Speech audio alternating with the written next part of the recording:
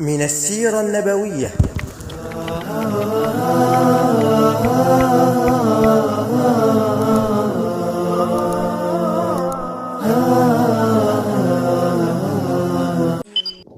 حادث شق صدره الشريف صلى الله عليه وسلم وخاتم النبوة. وقع حادث شق الصدر لرسول الله صلى الله عليه وسلم وهو عند حليمة السعدية. شق جبريل عليه السلام صدر رسول الله صلى الله عليه وسلم وأخرج قلبه وغسله بماء زمزم وأخرج منه العلقة السوداء،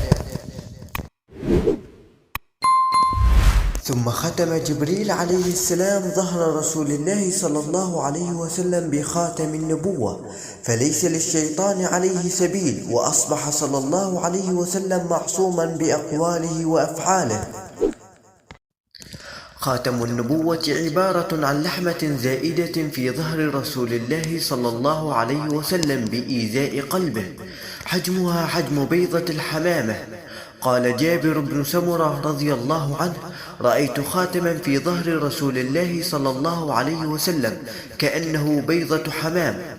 رواه مسلم.